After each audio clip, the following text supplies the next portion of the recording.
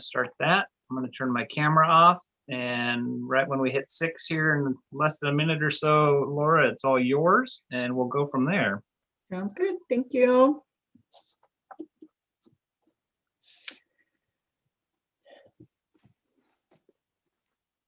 I still have 5:59 by my calendar, my clock.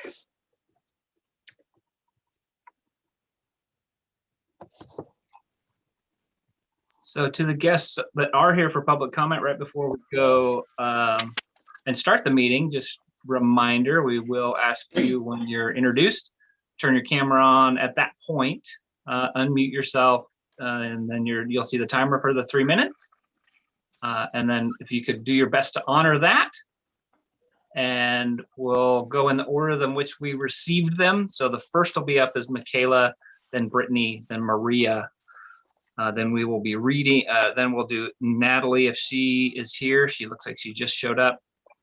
Chelsea and Brian. And then we have a couple written comments. So it looks like everybody is here at this point for public comment. Okay, I'm going to call the meeting to order since it is 6 o'clock. And Kim, are you going to be able to put that flag up for the Pledge of Allegiance? Yep, hold on one Yes, second. okay. So I'll call the meeting of the Wenatchee School Board on February 9th of 2021 to order. And as soon as we get a flag up on Kim's screen, we will be saying the Pledge of Allegiance. You all can have your selves muted, and I will lead us in that pledge. See if it's gonna work here. Mm. Well, go ahead and just go without it, Laura. Sorry. Okay.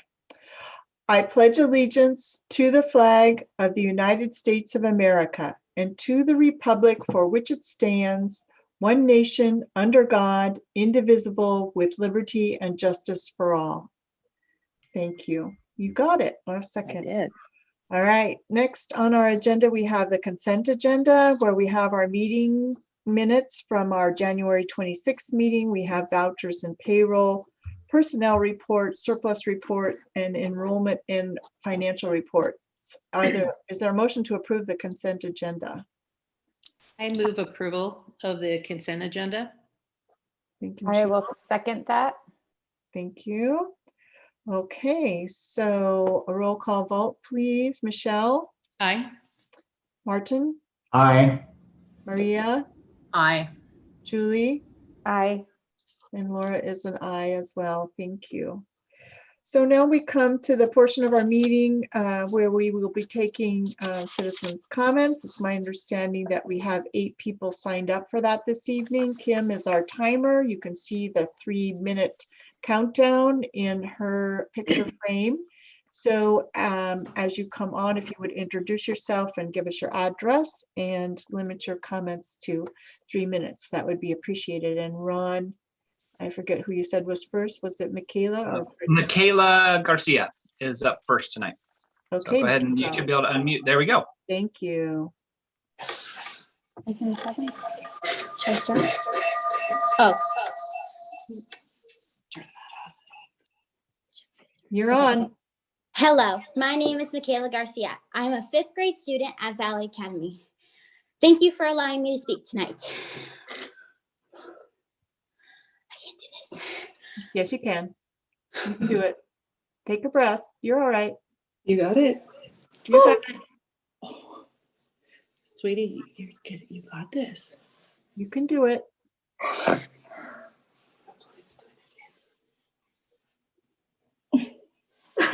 I can't do this.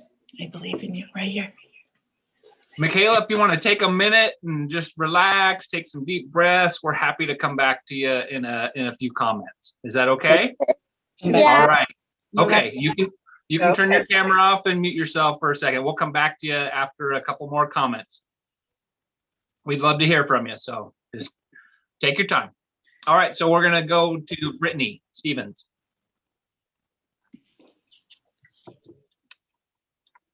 It's all you, Brittany. Okay, we got on time. Nope. There you go.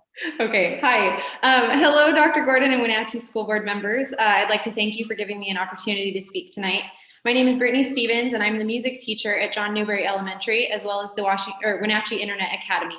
I live on Delaware Avenue in Wenatchee. I'd like to speak briefly about a recent CDC release that says teacher vaccinations should not be a hindrance to resuming in-person school. This statement has received a lot of buzz in our community, particularly in the context of returning to full-time learning. I'd like to clarify that this statement says nothing about full-time schooling, but rather seems to be directed towards districts that are still remote and hesitant to return to any form of on-site learning until teachers have an opportunity to be vaccinated. The CDC's argument is that proper mitigation strategies such as mask wearing, cohorting, frequent hand washing, and 6 feet social distancing are enough to keep staff and students safe. Wenatchee School District has already demonstrated this. We've returned all K-12 students to in-person learning in a hybrid model and have relied on such mitigation strategies to keep us safe. Full-time instruction introduces a new host of safety concerns: disruptions to cohorts as elementary students attend specialist classes in shared spaces daily, 2 meal times per day, and a necessary reduction in the 6-foot requirement for social distancing, as our buildings are simply not large enough to hold all of our students at once.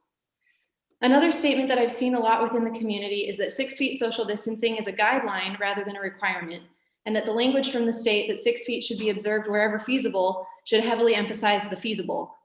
I commend the school district for using 6 feet as a hard and fast rule rather than looking for loopholes to fit more students in the building.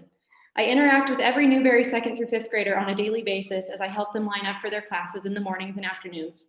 I've become a broken record, with my top hits being cover your nose, 6 feet please, give your neighbor some space, and the crowd favorite, if you can touch your neighbor, you're too close. I take solace in the knowledge that even when students slip up, and they do slip up daily, their distance is still rarely within 3 feet of each other. If we were to reduce that required distance, kids would be in each other's faces when they slipped up instead. If we were to reduce the distance between desks and classrooms, teachers, while exhibiting best teaching practices by roaming the room frequently, would now be constantly in another student's bubble, greatly increasing their chance of exposure. I'm not necessarily arguing against full-time schooling. If we can find a way to safely do so without compromising mitigation strategies, I'm all for it. I miss my kids. Rather, I wanted to present counter arguments to 2 statements that have become very popular to demonstrate that these decisions are extremely complex. I trust our school district officials and school board members to make safe decisions that benefit our students and staff in as many ways possible. Thank you. Thank you, Brittany. Appreciate it. Michaela, if you're ready to come back on, you can turn your camera on. Otherwise, we can wait after the next person. No. She would like one more comment and then Gotcha. she'll. Okay. I'm sorry. Thank you. All right, so up next is Natalie.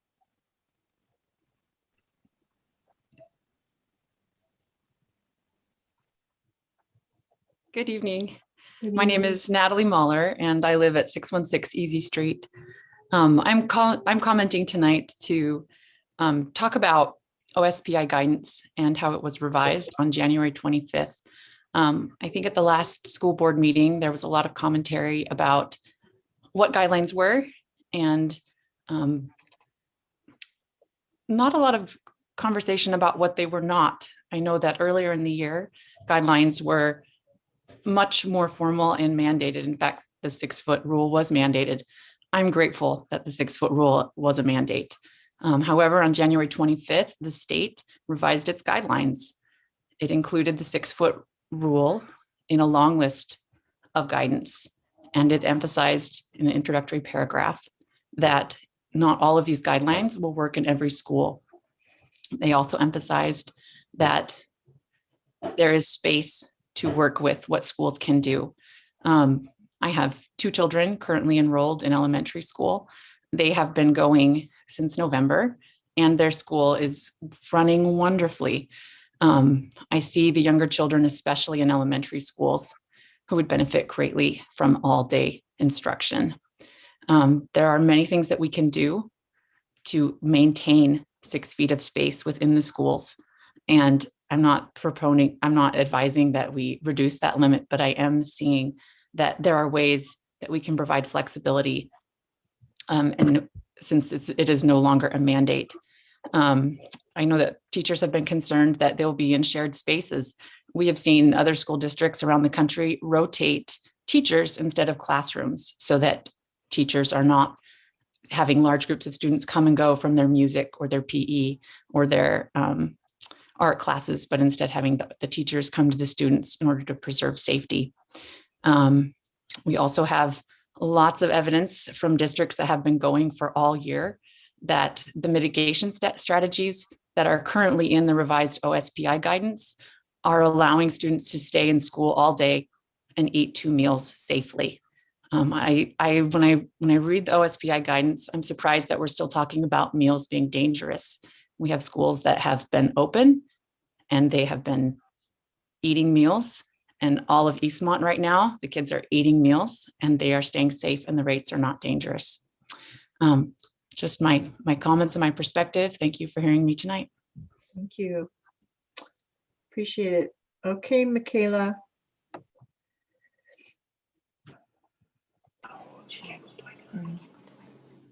Here, sit up and let them know that someone else is going to read it. Let them know someone else. Here are my feelings. What? Here are my feelings. I have to read? Yeah, I got it. Here are my feelings. Here are my feelings. I'm lucky I only have a few online classes. I'm happy I don't have the hours and hours of classes that my friends have. But in that short time I am online, something just doesn't feel right. It makes my eyes hurt and now my heart hurts because my teachers at school chose not to come back. I was excited for January 26th and now it is February 9th and my classes still are not open. I'll be attending a class at Valley tomorrow, but it is not my class and my teacher won't be there. They are staying home to teach on Zoom while I sit in the gym. It is hard to understand. It makes me feel like my teachers are scared of me. It sucks. I do love Valley and my kind teachers, but where are you? I miss you. I want to shake your hand and meet you. I would love to ask you to reopen our school so that I can have this part of my childhood back. My dance teacher is back teaching me. My stage teacher is back guiding me. And my art studio teacher is back inspiring me. All in person with me. I hope the school board can find the strength to bring my teachers back. Thank you. Good job, Michaela. Thank you for getting through that. I'm sorry, good job, Kayla. My husband had signed up and they're not letting him in the meeting. Okay. Is there any way His that name? someone, it says Jaime Arroyo Garcia. Okay. So we'll see if somebody can do something about that. Okay, thank you. All right, sit up, say thank you. Thank you. Thank you, We Michaela. we'll let you know. We might have to contact you next meeting. I don't see any submission. We see Michaela's, but I don't see any submission from Jaime for the comments. Okay, Laura, I you do can- have I'll like a let you know. screenshot of his information, but we can speak next time. Thank you. Thank you for being flexible. Appreciate Thank that. Okay, who is up next? Next up is Chelsea. Okay. Do I really have to follow that? Let's see if I can get through that. Thank you, Michaela. My name is Chelsea Mahuika and I live on Diana Way. I'm here to speak to you today about our Latino community and how virtual and hybrid school has negatively affected those students and families. First, I want to share with you what my friend Norma asked me to share on her behalf. She said, I don't think it's true that Hispanics don't want their children in school because most of them work in agricultural related jobs. I think their kids failed classes because there is not an adult supervising them during school. It doesn't make sense. They need kids at school. They are struggling. They can't help them. They don't know what to do. Many times the burden fell on the siblings' shoulders and they also were failing. I know for me, I'm at home, but I cannot help much because I don't understand the classes. My kids are doing the best that they can. Nothing is perfect in these times. I'm tired of the screen. They use it for games. I feel sometimes that I cannot control it. The children need to be in school for more time to catch up for what they have missed. My children are home at 10:30 with nothing to do the rest of the day. We don't know the way because we were not prepared for it. That's why we need the school to do this for us. We are counting on them. You are doing very good raising your voice for those of us who can't. Next, I spoke with my friend Raul. Raul works in the orchards. He told me that he was afraid to send his boys to high school because they didn't receive the message from the district that things were safe in school. There was much done in the community to spread the news that COVID was impacting the Hispanic community at higher rates, but no messaging telling them that school was where their children needed to be. They were afraid that they would go to school and bring COVID home, and then he would not be able to work his job, which has no paid time off, and he's the only earner in his family. He said he changed his mind and sent his boys to school, but he knows children who have not been back for the reasons that he was scared. Now that his sons are in school, he knows that it is safe and that they won't bring this sickness into their home. Raul's boys struggled immensely with virtual school, and he is very worried they will not be able to get caught up. Raul said that it would be very helpful if the school and community would put effort into letting the Latino parents know that it's safe to send their kids to school, that COVID rates are remarkably low within our schools. I know that the district can do more to make teachers, parents, and students feel safe through the community outreach videos and messaging. You did an excellent job with the levy videos. I watched all of them. They were effective. And I would like to see the same thing done in regards to schools being a safe place. We have concrete scientific data to provide hope and optimism to our community about schools being a safe and necessary place for our children. Our Latino community needs their voices to be heard. They need you to understand that many of their children are failing. They want a bright future for their children, as we all do. And the longer we take to address the tough issues, the harder that it will be. Thank you. Thank you. Okay. And it looks like next is Brian Hurling. Okay. Oh, there we go. Sorry about that. Hello, this is Brian Hurling. I live in Malaga. And I would like to thank the school board for doing what they have done in terms of bringing us back in person and also implementing mitigating strategies and overseeing all of that. Our schools have worked tremendously hard. I've been a part of the LIT teams that have been trying to figure out the safest way to bring kids back, and it looks like it's working. I am here to say conclusively that I was wrong about the this is important, that I was wrong about the percentage of in-time schools students and the rates in the community, that it appears that those are not connected. As you see right now, we have increased the number of students in school and our rates are continuing to decrease, which is good. Still a little worried about this week, but as long as everything continues the way that it has been going, it looks as though we are doing well.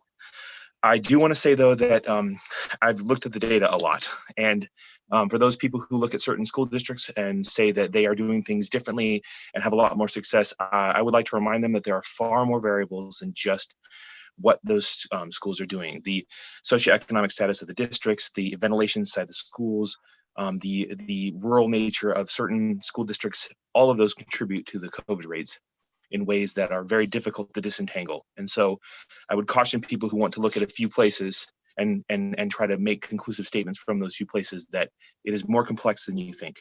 And if anyone wants me to walk them through that data, I can.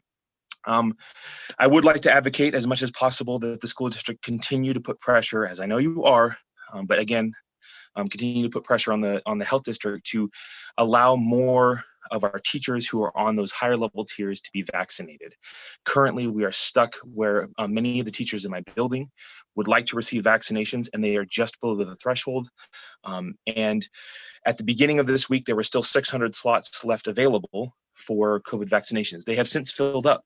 However, a week ago, that last Sunday, they were taken by the end of Sunday. And so I believe that the demand for the vaccinations inside of our community is decreasing, and I don't want us to wait until we get the official, go ahead from the State Department of Health before we start giving vaccinations to teachers. And so I think that we should be able to move ahead a little bit faster for those teachers who want to be vaccinated, especially in some of the higher tiers. So if the district and everyone involved could please put pressure on the health district to allow that and to somehow open those slots up for teachers, that will enable us to go back with a lot less fear of catching COVID, and that will just help the whole process move faster. Thank you very much for all your work. I do very much appreciate it, and here's to hoping that everything continues to go down. Thank you, Brian. Okay, That should be our last live public comment. We did have 3 in writing. I believe Kim is gonna be reading those comments. okay. Actually, Ron, I think there was one more in the waiting room, Maria Guzman, who had submitted a form. Oh, did I skip over Maria? I apologize for that. I was she was right after Michaela, and I think I missed her name. Thanks, Kim. Hi, guys. Hi. Good evening. My name is Maria Guzman, and I want to start off by thanking each and every one of you guys.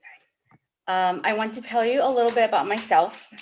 I'm a single mother, and I work full-time. The challenges that I am faced with on a daily basis are transportation, trying to find childcare for my children. These hardships have affected me profoundly and have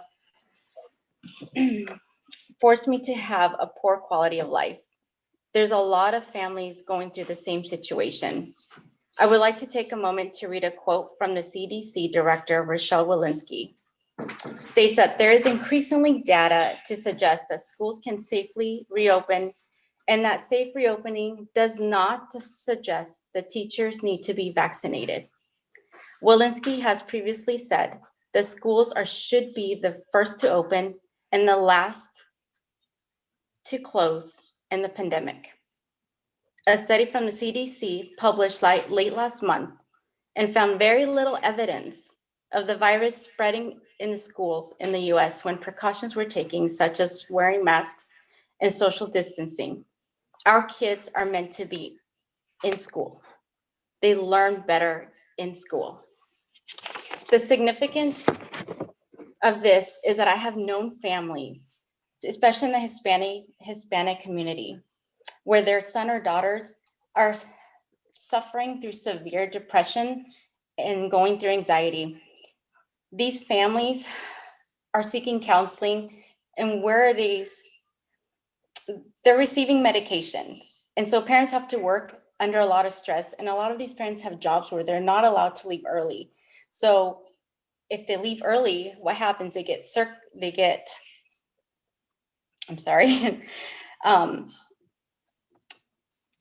can lose their jobs. So it does affect them.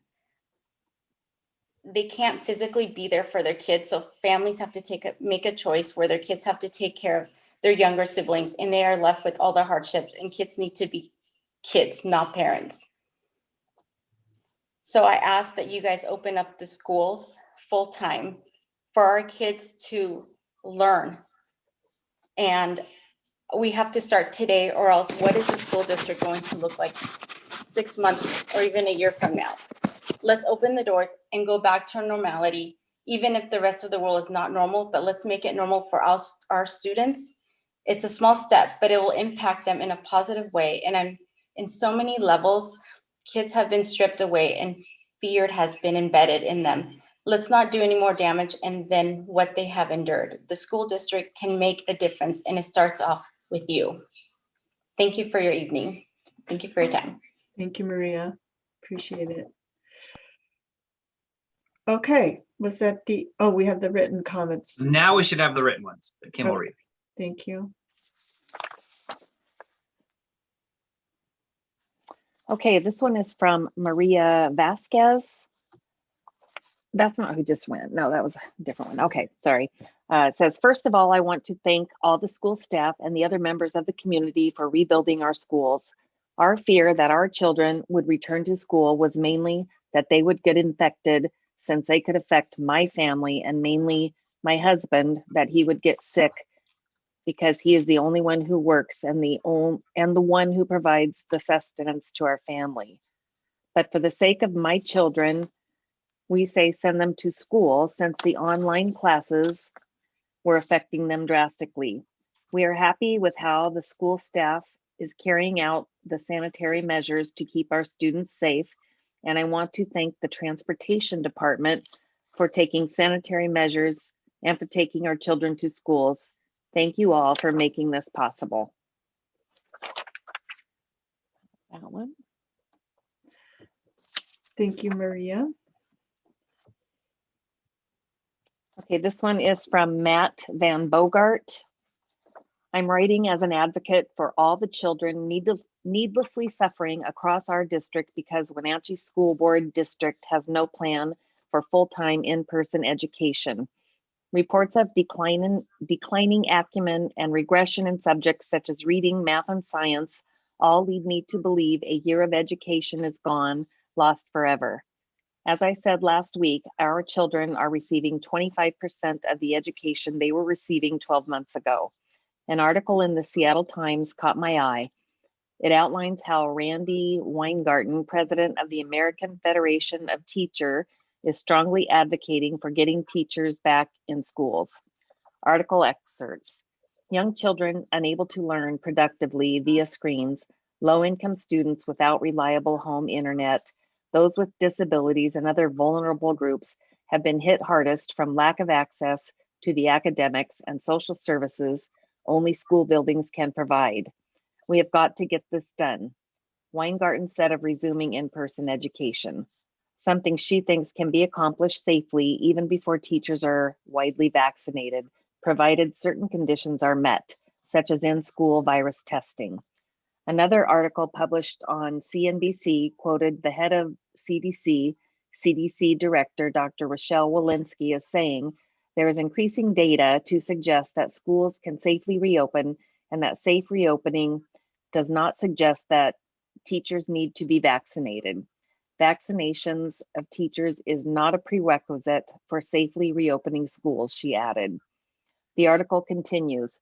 A study from the CDC published late last month found little evidence of the virus spreading at schools in the US and abroad when precautions were taken, such as wearing masks, social distancing, and ventilating rooms.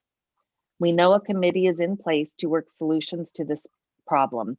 There are lots of folks here that can give time and energy to help find solutions that will get our kids back to school as soon as possible.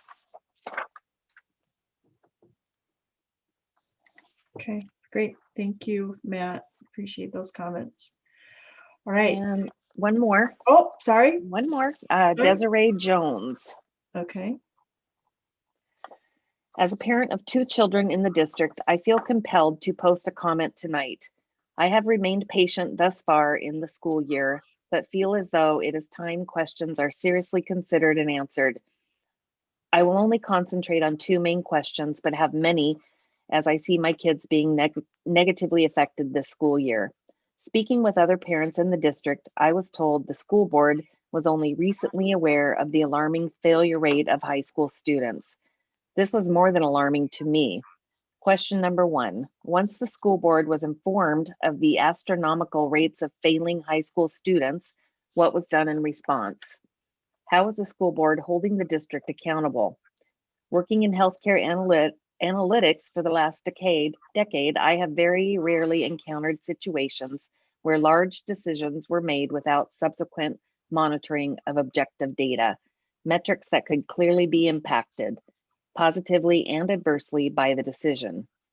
Question number 2, are there any analytics in place, i.e. dashboards, to monitor the effects of virtual hybrid learning? If so, what are they and what distribution groups are they shared with?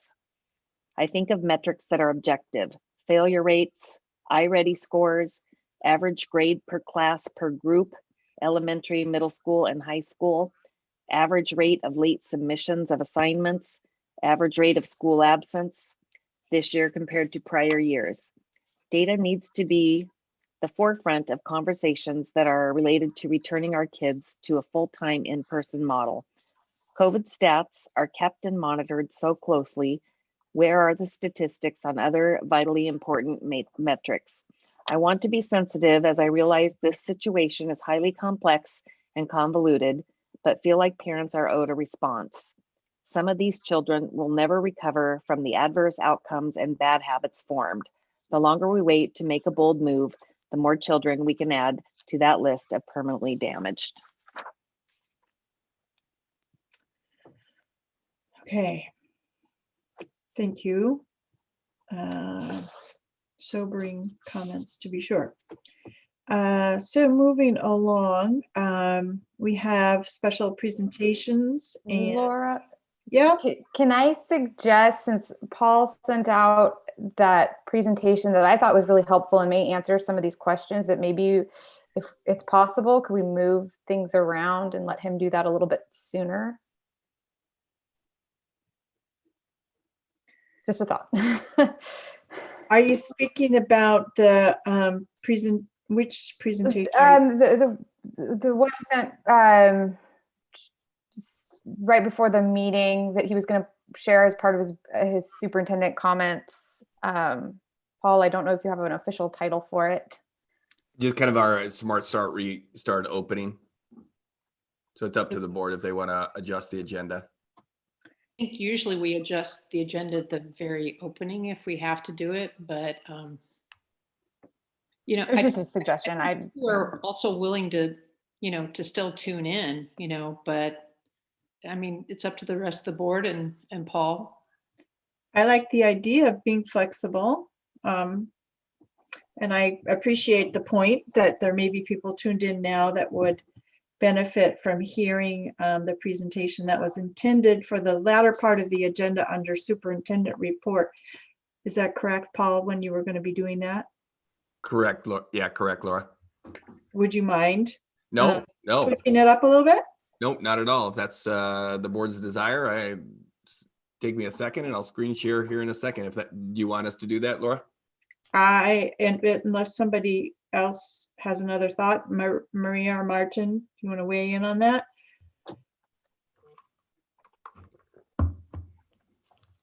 Doesn't sound like they do. It's okay. Right. So let's do it. Thank you. All right.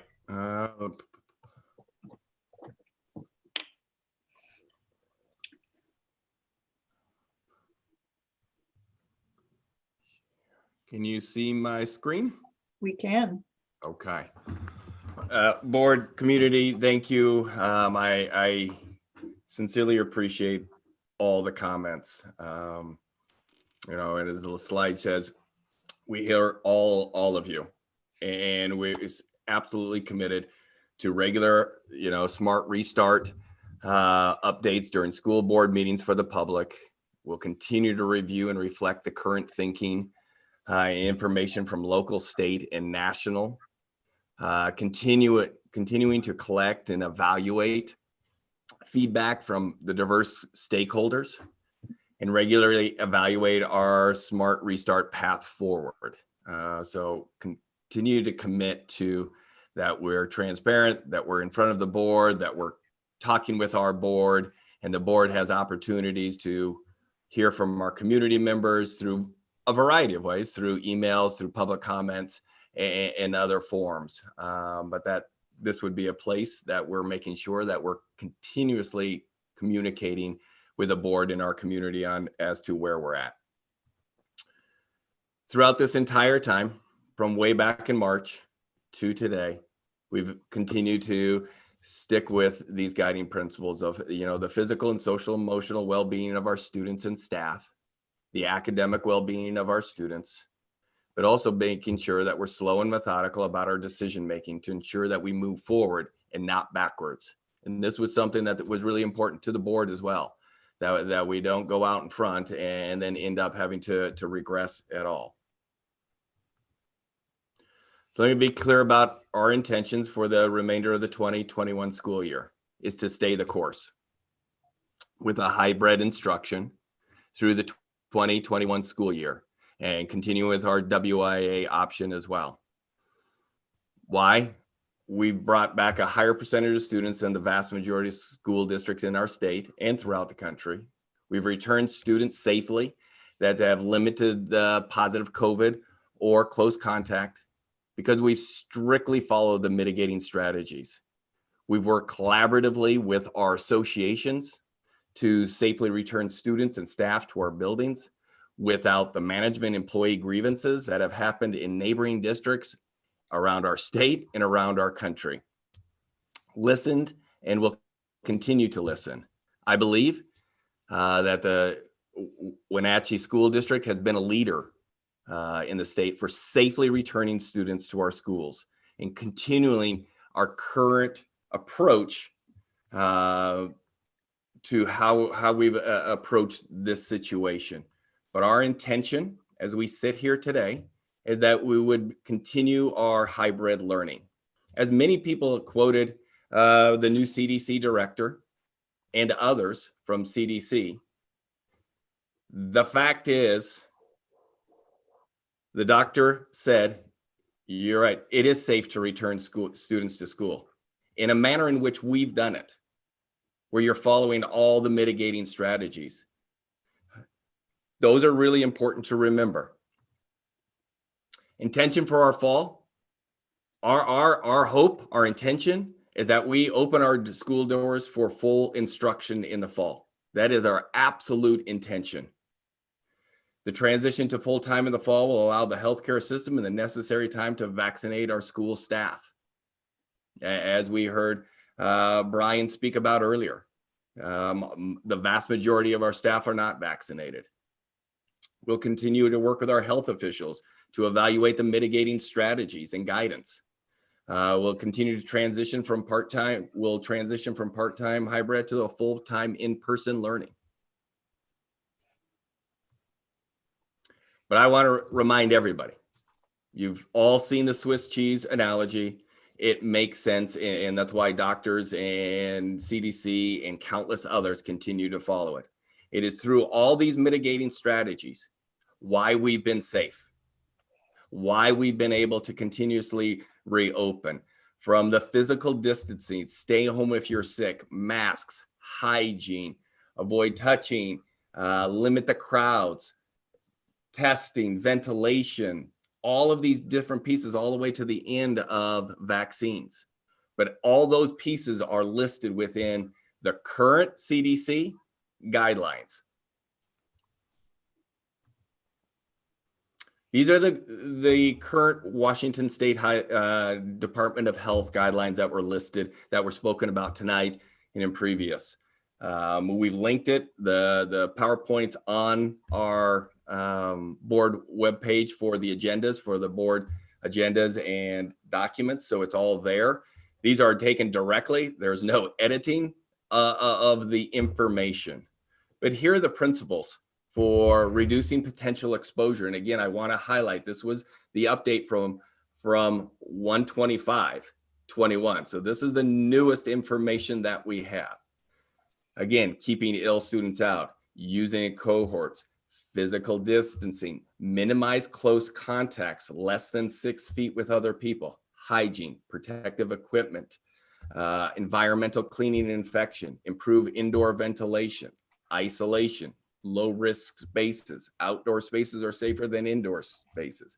Consider moving activities outdoors when possible. All of those pieces are in there. Again, from the Department of Health of the 1/25 update, directly taken from it. Ensure all staff are trained in these areas. Symptoms, physical distancing, use of appropriate personal protective equipment, understanding and practicing frequent cleaning and hand washing, how to handle situations when somebody develops COVID. Communicate regularly with students, families, and staff. Emphasize, we highlighted, underlined, and bolded this area. That was not a part of it. I want to be clear. Emphasize the importance of staying home when sick, maintaining 6 feet of physical distance and hand washing. Communication and other information there. Further, under physical distancing. I think this is where people are referencing. And I wanted to put it all in context and not just one sentence from it. Practice physical distance of 6 feet or more between groups or classrooms as much as possible. Create space between students and reduce the amount of time they are close with each other. Your ability to do this will depend on students' age and developmental, and select strategies to increase physical distancing that will work for your school in space. Highlight, bold, and underlined are school districts.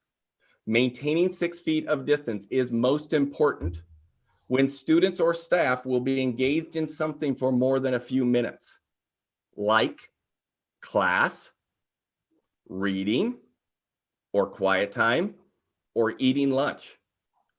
The 1/25/21 DOH guidelines. Centers for Disease Control, 2421. 3 important ways to slow the spread: wear a mask, stay at least 6 feet from others who don't live with you, avoid crowds, stay 6 feet away from others inside your home. All of these other pieces. Can the school implement recommended COVID-19 health and safety measures? Again, another excerpt from the Washington Department of Health. The risk of COVID-19 spreading in schools depends on the ability of the school to implement DOH K-12 health and safety measures and LNI employer safety requirements. Practice physical distancing of 6 feet or more among students and staff. Employer considerations produced by OSPI, Department of Health, Department of Labor and Industry, local district superintendents, and school labor representatives. K-12 employers must significantly ensure operations follow the LNI COVID-19 requirements to protect workers, including limit capacity in indoor space to ensure 6 feet of distance to be kept between all staff, students, and others. Maintain a minimum of 6 feet separation is required between all employees, students, and others to maximize maximum extent feasible. When strict physical distancing is not feasible for a specific task and takes more than 10 minutes in an hour, the employer is required to provide additional prevention measures such as the use of barriers, masks, respirators that provide a higher level of protection than a cloth face covering, minimize the number of staff or students in the enclosed areas, and stagger breaks, recess, work, and shifts. So there are some instances, but there are some other things you need to do based off of OSPI, Department of Health, LNI. So I also reached out to our Clear Risk, who's our risk manager. Again, this is directly from them. It is a screenshot of the email. Superintendent Gordon, thank you for your kind inquiry regarding the specific liability coverage for districts reopening. As a matter of course, it's not possible to make a coverage determination until a specific claim has been filed. That being said, it has been our consistent guidance to our insured that we strongly recommend that the districts follow the guidance and recommendations for their local health district, their local health offices, officials, and the CDC. It is our belief that should the district choose to act against the recommendation of the health officials, it can significantly increase the district's legal exposure and liability. This is especially true should the governor issue a proclamation or should health officials issue an official mandate or specific directive to local districts. It's also clear that coverage would certainly be excluded for acts that are deemed not in compliance with the law. And then you can see the exclusion below. So all of this is to say, I am so proud of our board, of our staff, of our parents, and of our community. And I know I've been a superintendent for now over 8 years. And in those 8 years, I very rarely, let me rephrase that, I've never made everybody happy. And I know that our intentions will not make a significant group of people happy. I know that. I understand that. I also hear you, and I hear your frustrations. I hear the angst, and I hear the compelling arguments around jobs and around our students and around the pain and suffering that I do hear. I hear it.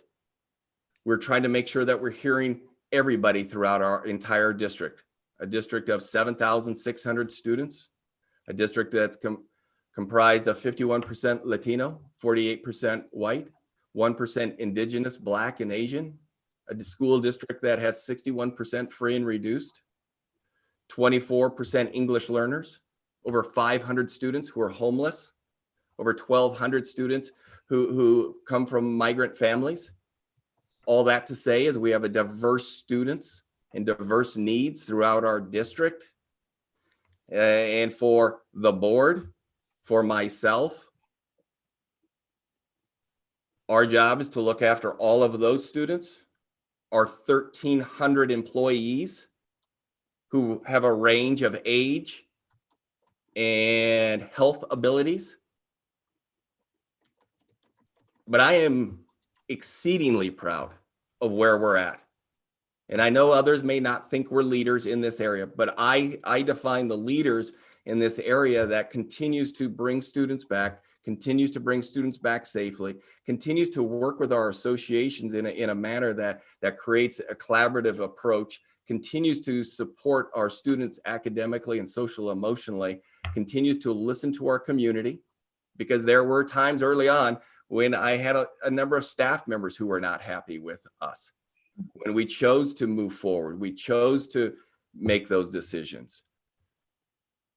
But I believe, based off of the best information we have available from CDC, from the new recommendations, from conversations, that the best approach right now is to continue what we're doing. It's been successful. And as somebody in public comment said, every school has its own context, and too often we forget context when we think about all the other districts. No other district is the Wenatchee School District, just like no other district is Meade or Moses Lake or anybody else. And I applaud those other districts. But I know where we're at and where I believe we should be at, and the board, where we should be at is in the approach that we have going forward.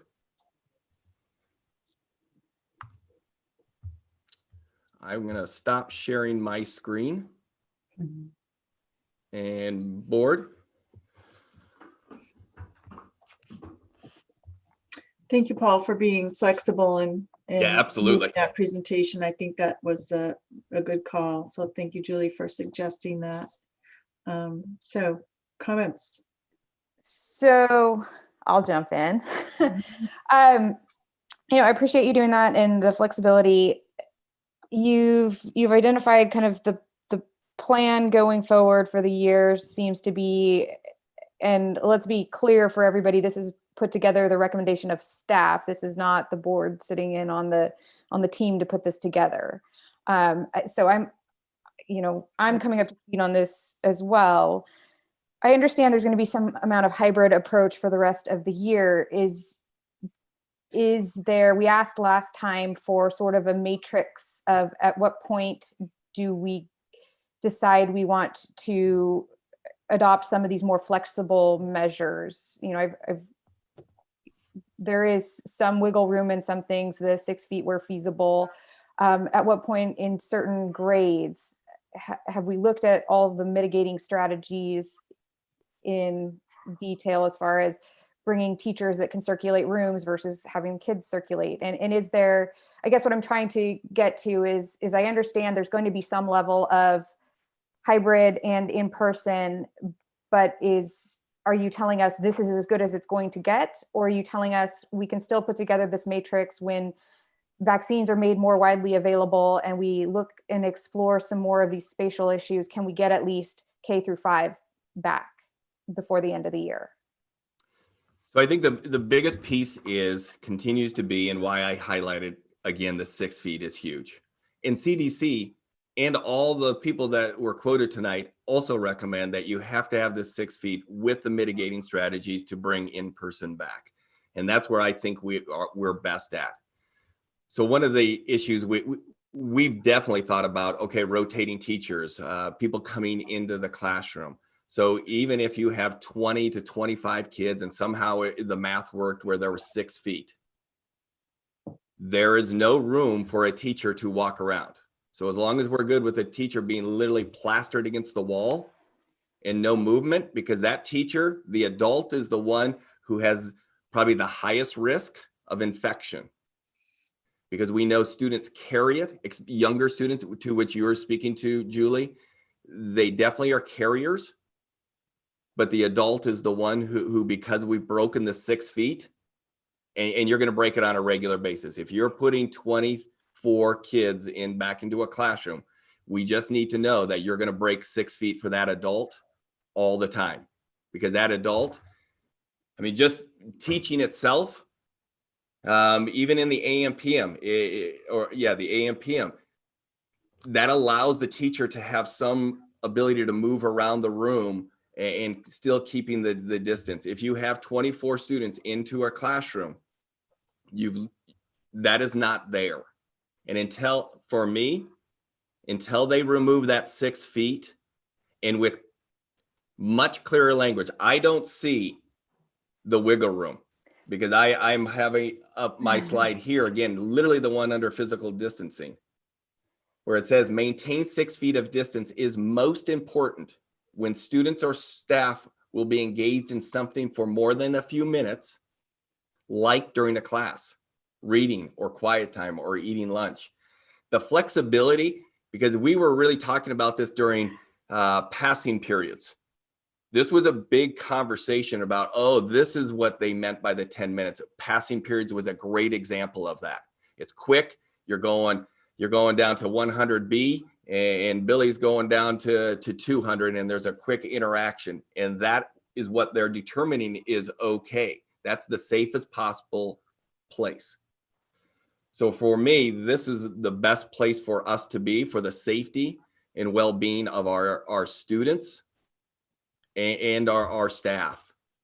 Did I answer all of your questions, Julie? Yeah, I mean, I guess I read it as a little bit more flexible in some ways. You know, I understand that it's where possible, and that's the best practice. But I also, you know, I've said before, at some point we get to a tipping point where the social, emotional, our mission to provide education, and you know, the online is just not the substitute for the in-person. And so I know that there are some other, you know, I've read through the guidance, and I know there are some additional mitigating strategies that I'm not saying we maybe implement right now, but as part of this matrix of have we offered enough vaccines?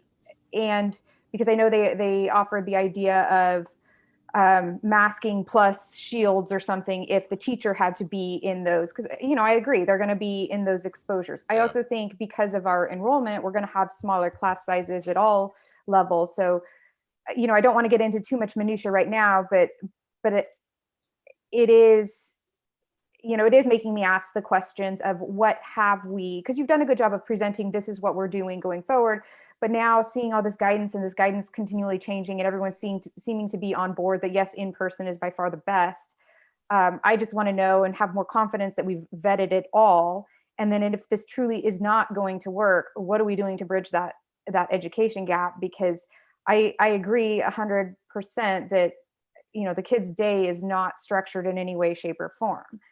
The other question or clarification I had is, you know, we've talked about the Hispanic community or Latinx community being adversely impacted by bringing them back to school, when originally it was bringing them back to school was meant to help some of these more, you know, disadvantaged or, you know, not as tech available families.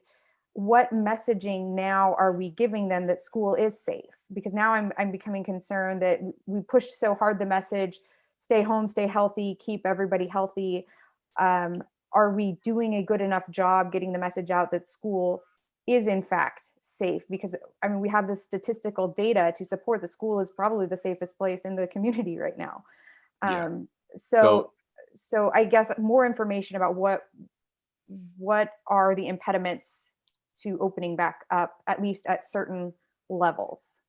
So I would say one of the biggest pieces, the biggest factor is this vaccine, which is for the state of Washington has been a slow rollout for educators. We've hit 1As and 1Bs, which is a very, very small percentage of our for our staff population. That's those pieces why I've committed to that we're going to keep coming back to the board. You know, intention, that term was used very intentionally because right now having a crystal ball on vaccines, for me to sit here tonight and say that by end of March, all staff will be vaccinated, that is not good practice on my part, because I just don't know. When it comes to the other aspects of where we're at with our Latino community, I think I've been really proud of our communication. I've been on 3 different Spanish specific radio stations, 2 with Nadia Bush, 2 with also, so 4 now, with Mr. Lopez, where speaking Spanish, interpreting for me. I don't have that skill. I know Martin Barron has also done that as well. I've been on Cafe, speaking about our return to school and the hybrid learning. I know Mr. Lopez is in the community. He's a trusted member of the Latino community, and he continues to communicate the message that hybrid learning is safe, in working with his family. So the other piece that we do, we've changed our communication on our weekly updates to our parents. That includes now English and Spanish, where you do not have to hit a translation button. It is there for you. So we're trying to make that readily available. Our reminds, which are probably our best, we're finding that's one of our best tools, is the remind. We're doing a better job there in English and Spanish. So we're not perfect. I'm not saying that by any stretch, but we're getting better at making sure that we're reaching out to our entire community in very different ways. I tried to be on the radio in both English and Spanish. I try to be on the television for NCW Life or anybody else that will offer me a few minutes for them to have to listen to me. We try to be there, and I know our board members as well. I know Maria has also participated with Cafe. Martin has, and others. So I believe we've done a good job. We can always do better of communicating to our entire community. Okay. Others? Yes, Laura, I'd like to pitch in a little bit.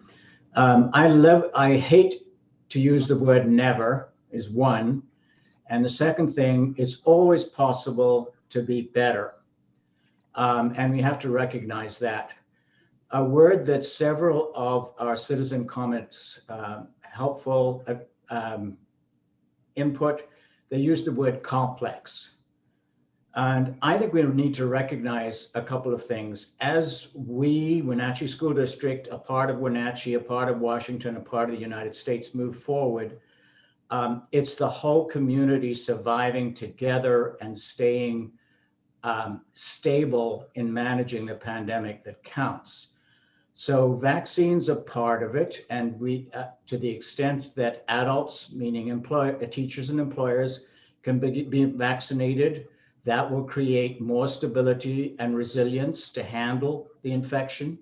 One thing that the entire nation has not done is actually track transmissions, especially among students. We do not know how many students have COVID, what's happening to them, how many are asymptomatic.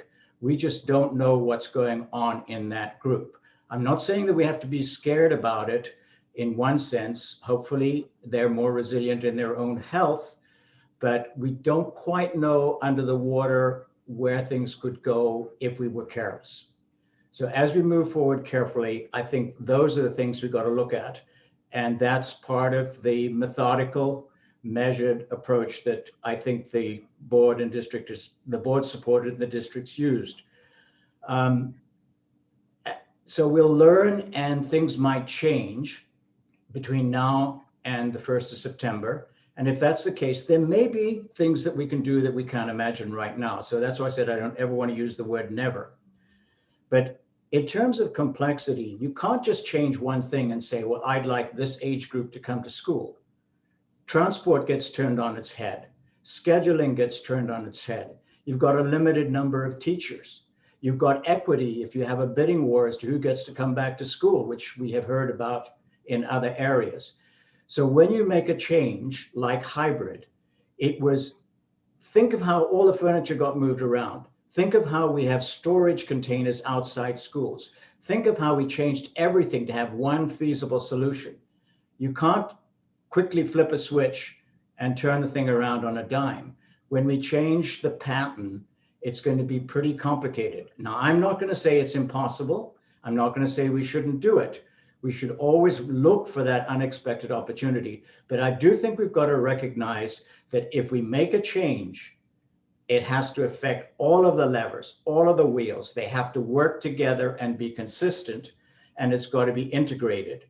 And so I think in that sense, having a stable plan, it's not what we would like, but I think that's a good place to be.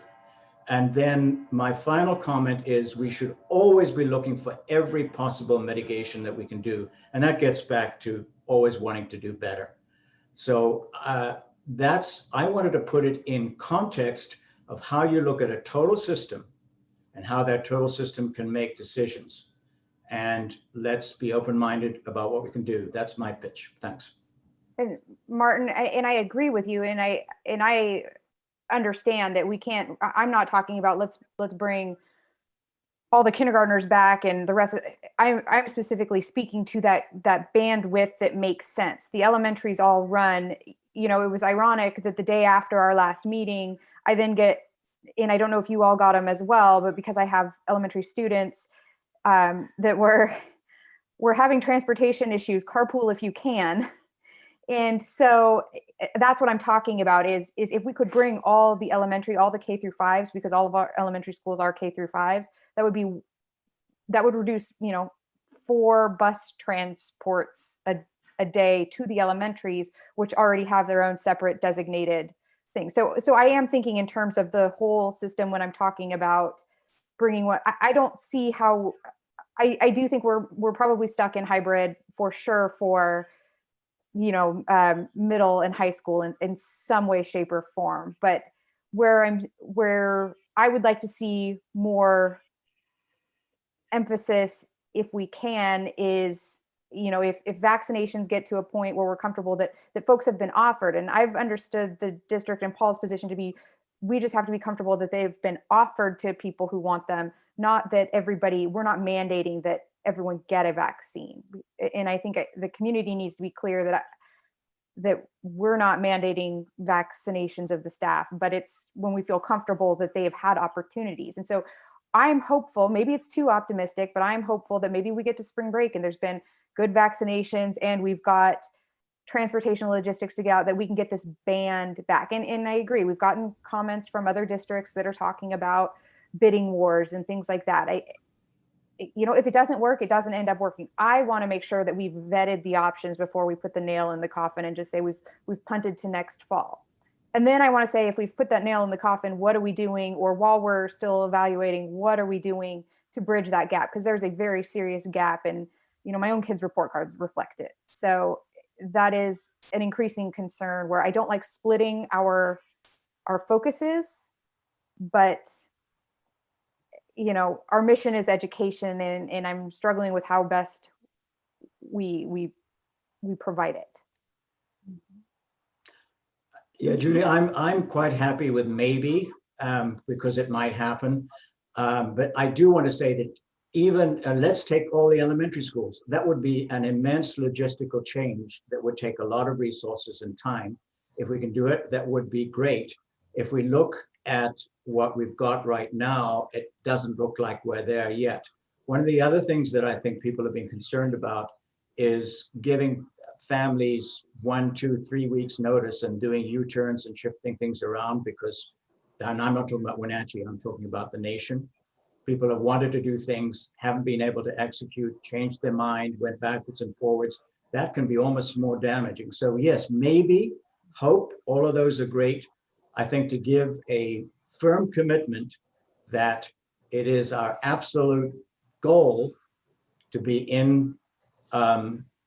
fully in class at the beginning of the next year, that doesn't exclude terrible news that will bump us off that doesn't exclude a dramatic breakthrough that means we can do something, or something in the summer, or something that I haven't thought about. But I do think that where we are right now, as we watch it unfold, looks like we need to be alert and keep on this, because each change is pretty dramatic. I just have to, I agree with Martin's statement fully. And for me as a parent, I think slow and methodical is the way to go rather than having to step back. I think this is what we've talked about since the beginning of it. But again, as a parent, I would like to see more emphasis from the district. What is the plan for the loss of learning? And that, I think that would make, I know it would make me feel better to know, okay, when we are able to go back to our new normal, what is that going to mean for my child educationally? For the regression of 2 academic years, what's the plan of the district to get our kids up to standard? Last meeting, there was a comment made, well, everybody has a loss in education, but we don't have to be everybody. We need to have a plan. We need to be ready to be able to, just know what the next step is. I think some kids are more fortunate than others. The demographics in our valley will tell you that. And I think our over 50% of our kids are being highly impacted. So I would like to see more of an academic plan as to how we're going to tackle this when we're back to a new normal. And, especially for our highest need kids. Yeah, Maria, I'm glad you mentioned that too. That was one of the concerning comments from last meeting as well, was that everybody's in this, we're all behind together, but we're not. And there's plenty of evidence of that. There's districts across the border that are going to school full time and continuing on like little or nothing is happening. So, we are going to be behind, and it concerns me. So if we're not getting the kids or a good bulk of the kids back sooner, I'm happy to see that that's the plan for the fall, and I would expect that that to be the case. But if it's not looking likely for the rest of the year, then we need a really concrete plan for ramping up this online stuff so kids are engaged all day, and B, making up that learning loss, whether it's through summer school, extra, whatever we can do. So I think it would be nice to start seeing some work on that front if that's the case. Maria, for clarity, I totally agree with you on what your priority is of making up the difference, especially for disadvantaged students and those who struggled most. I use that horrible word mitigation, and that's what I meant by that. And at the last meeting, and I want to repeat it because I think it's an important message for all of us. I said that I suspect use the word mitigation, making up, that is as important as getting back to normal, I think. They're two twin overall objectives that we've got. I think, I think we need to take the time to really look at the ugly data, because that's what's really going to help guide the plan for loss of learning.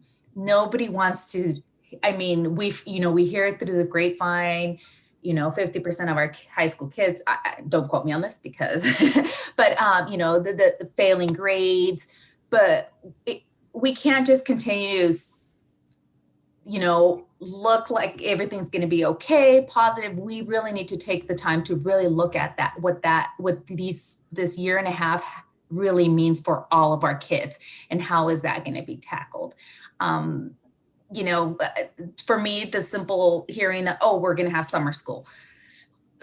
That summer school's great, but to be honest, summer school's not going to be enough. So I think again, as a parent, in this new normal reality of a pandemic, whatever you want to call it, with keeping everybody safe, I just think as a parent, what I would like to see, and as a community member, is, okay, how are we going to tackle this once all these barriers are somewhat lifted? So I'd like to throw in a comment. Go ahead. Please do. Yes. So, I know we're talking about loss of learning, and I know I made some comments at the last meeting, but, I've been thinking about it, and, my mental health hat that I'm going to put on, we all know that the pandemic has affected everybody. anxiety, depression, suicide in young and old and everybody in between. So I would like us to consider just for a moment the pandemic through a traumatic lens, right? Through the lens of trauma. So yes, we want all our kids to be back in school. But when we started the school year, we had the kids who were furthest from educational justice coming back. And if we think that, hey, we need to get everybody back in school, well, maybe we need to take an educational justice approach to it. Who are the kids who are failing the most? Maybe they need to be back in school. Maybe we need to make them the priority for being in school full time. I think there's a lot of different models we can look at, but the reality is that we only have so much square footage in each of our buildings. So to get everybody back in the space it's going to require less than 6 feet distance. It's going to require breaks and all these other things, which, bottom line, it's probably not going to work until they relax some of those restrictions. And maybe those restrictions will get lifted by the fall. I just want to remind people that we also have new variants that are coming from other countries. They're already here in the United States. The CDC predicts that although we're seeing our rates dip in most communities, that they expect that by the end of the March, we could see things peaking again. Now, let's cross our fingers and keep wearing our masks and social distancing and hope that that doesn't happen. But that could also affect us. We might see our community rates going back up again, which I certainly hope does not happen. But I think we have to remember that we are still in a pandemic, that our rates have not hit zero anywhere close to it in our region. And, we have to see how the spring plays out. Hopefully people will get vaccinated. Hopefully the vaccines will cover people for new variants. This is a question about some of the vaccines, because maybe the first wave of corona goes through, but if we get variants that continue to change, we might need additional vaccines. So we might be going through this again, a year from now. So I think we have to stay in the moment, see what the recommendations are, keep an eye on our local rates and the news in terms of variants, and know that that might affect us in terms of what restrictions we're expected to follow. But we really just do not have the physical square footage that some of these other schools do. And I really feel like we're kind of, I wish we could, the RVs that expand out, I wish our buildings could do that, but they don't. And, I wish we could have year-round outdoor school. If we were in Southern California or Florida or something, maybe that would be, a solution. But we're in North Central Washington and it's 20 degrees out, so I think we have to just respect the mitigating strategies that we have, so that we don't get viral spread in our schools. We're doing a great job with it.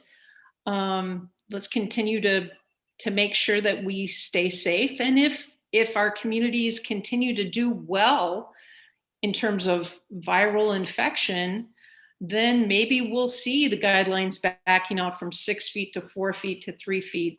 Maybe in the fall it will be better. Maybe we can have less distance. Maybe we'll be double masking. Who knows? But let's be flexible and willing to say these strategies are important to keep people safe. And yes, learning is important, but we can't teach learning if people commit suicide, if they can't get up out of bed to get to school or log on.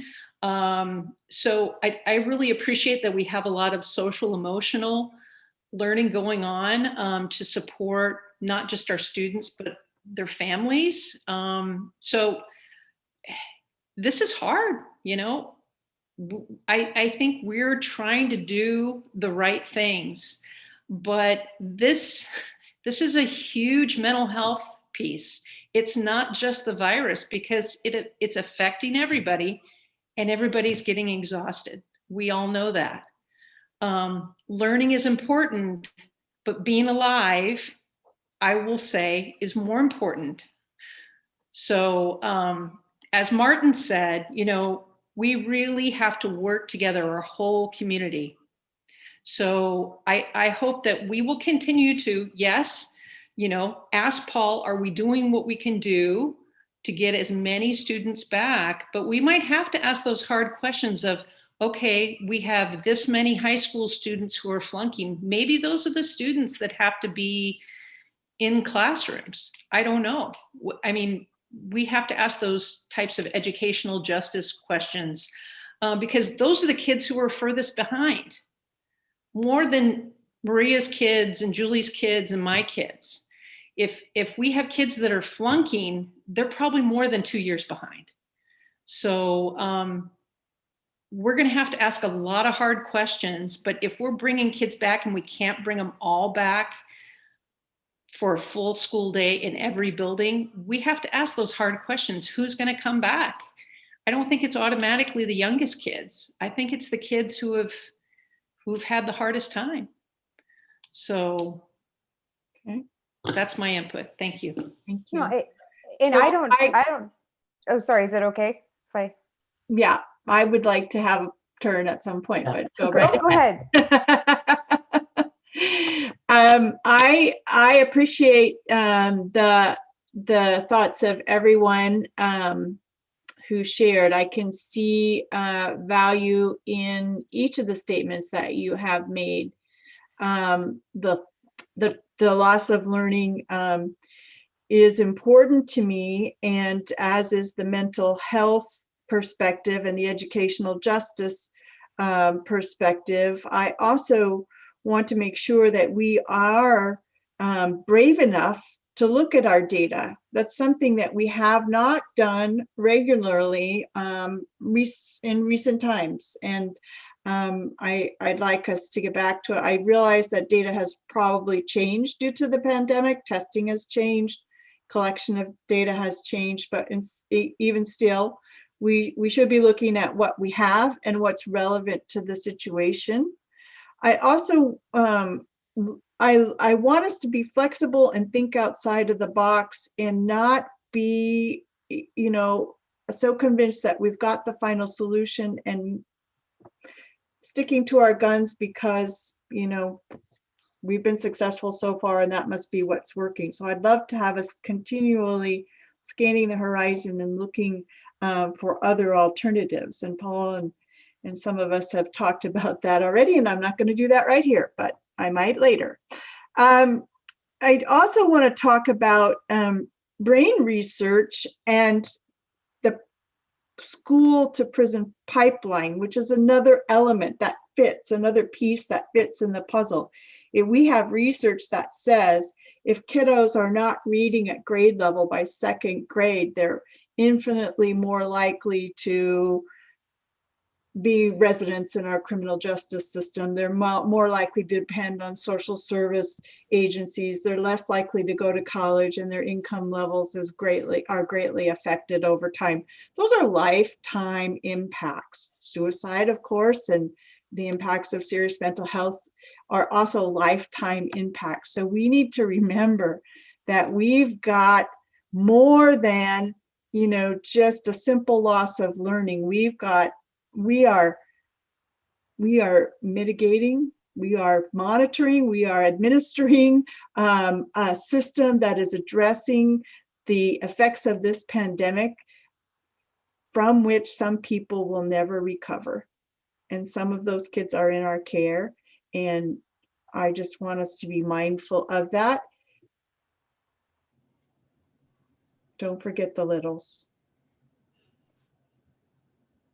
And I think what I was going to say, Laura, I agree that there's some wide-ranging concerns, and that's where I've been. Maybe we're not there yet to bring more back, but I don't want to see I think there's a matrix of considerations that we need to be looking at. And our dashboard has been great as far as COVID exposures in the school. We're now going to start getting some testing data and grades back from first semesters.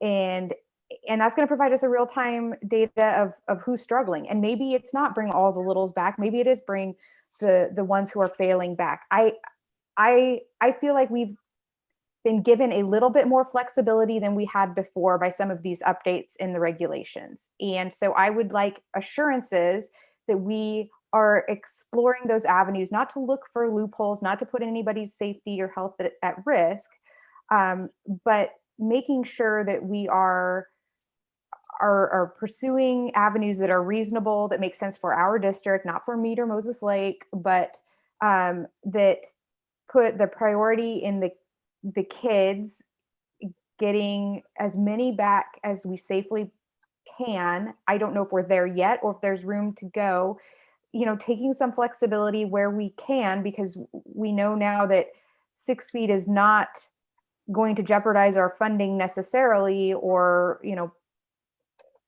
cause us to be breaking a law, but can we do a little bit more with what we have?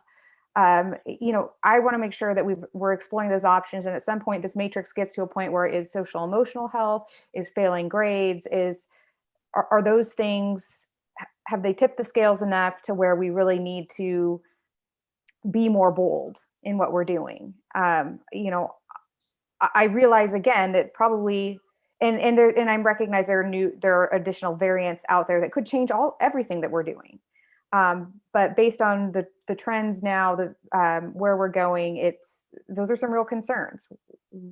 And then if we can't get anybody back, what is our hardcore plan to really boost the learning opportunities so that we can start mitigating that gap and bringing back to learning? Because I do think that's our mission. We are a school district. Walmart gets to sell things and they're still open and selling things. We're a school district and we're kind of not doing the best of school. I mean, we're doing well for what we are, and I'm proud of where we are, but I don't settle for saying, well, there's still 100 behind us, so we must be doing okay. I would like to see us maybe not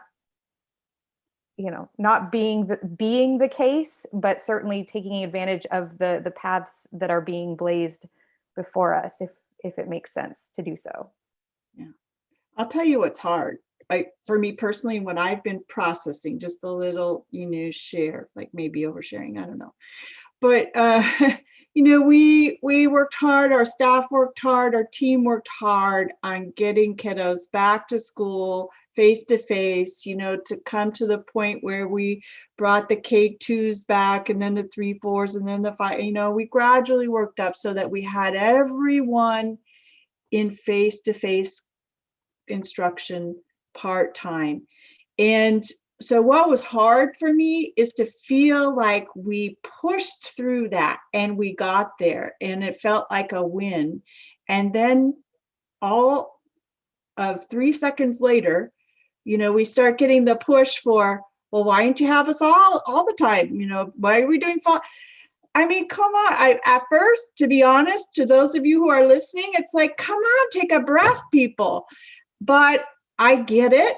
And I've absorbed that. I've absorbed that feedback, and I have come to understand that it's important for us as a board and administrative team to continue the conversation, to continue to bring the variables into the conversation and be ready to shift if we can in the positive direction for bringing more students back to school more time.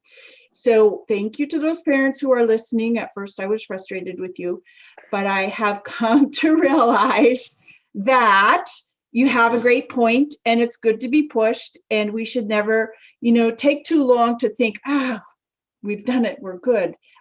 Because there's always more to do. Somebody said earlier, we can always be better, and that is the truth. And so I hope that we as a team, as a board, continue to have those restart meetings on a regular basis so that we can have these fresh conversations with whatever the we've got a lot to talk about. I mean, I don't think we need to wait for something to change to meet, but with learning loss and mental health issues and vaccinations, I just think we could not possibly run out of things to talk about. So not meetings for this sake of meeting. I do think that there's a push, people want to go back to normal, right? Sure. In terms of like a school day and being able to see their friends and everything. And even though we're back halftime, kids can see their friends, maybe if they're in the same cohort and stuff, but it is hard to accept this as this is kind of the temporary new normal, right? And, but we want to get back there. We look forward to the day where we don't have to socially distance and wear masks and we can get back. But I just wanted to comment one more thing on learning loss. I'm wondering,